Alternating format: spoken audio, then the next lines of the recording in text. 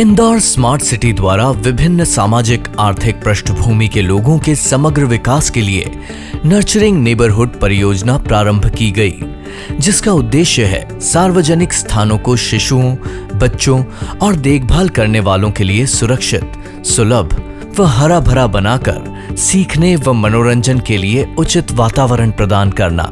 इस योजना में इंदौर स्मार्ट सिटी ने पुराने शहर में विभिन्न बस्तियों के वृहद और सूक्ष्म विश्लेषण तथा स्टेक होल्डर्स के परामर्श के आधार पर सबसे उपेक्षित स्थलों को विकास के लिए चुना और उनके व्यवहार परिवर्तन तथा जीवन स्तर में सुधार की दिशा में कार्य आरंभ किया।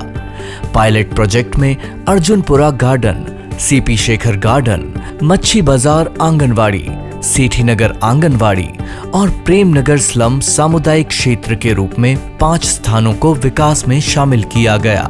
इस परियोजना में भूमि को विवाद मुक्त तथा सुगम बनाना प्रारंभिक बिंदु था। जैसे सीपी शेखर गार्डन के प्रवेश को कचरा संग्रह ट्रकों की पार्किंग द्वारा बाधित कर दिया जाता था, वहीं मच्छी बाजार आंगनवाड़ी प्रवेश द्वार के सामने अवैध पार्किंग और सीएनडी कचरे की डंपिंग की जाती थी।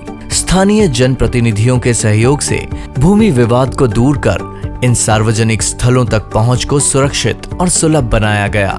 उदाहरण स्वरूप अर्जुनपुरा उद्यान को पुनर्वासित झुग्गी झोपड़ियों की कॉलोनी के लिए बनाया गया था, लेकिन बगीचे और कॉलोनी के बीच 10 फीट की दीवार निर्माण से कॉलोनी वासी इस उद्यान में नहीं आ पाते थे।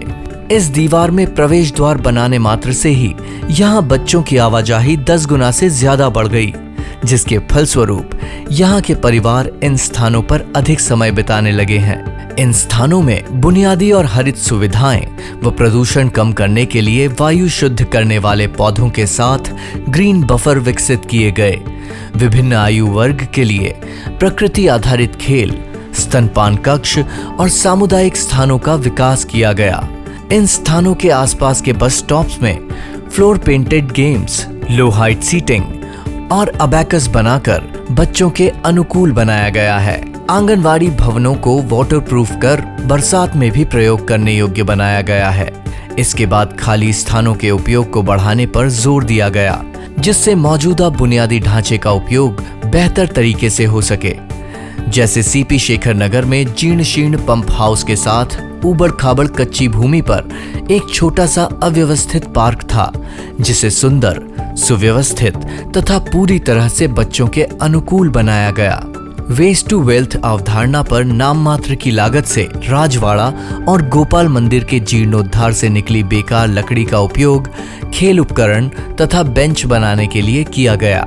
सीखने के मनोरंजक तरीके जैसे शिक्षात्मक wall painting, floor painted games तथा लकड़ी के शैक्षणिक खेल उपकरण की व्यवस्था की गई। इन प्रयासों की निरंतरता व रखरखाव सुनिश्चित करने के लिए RWA, स्थानीय जनप्रतिनिधियों और सरकारी अधिकारियों की समितियों का गठन किया गया।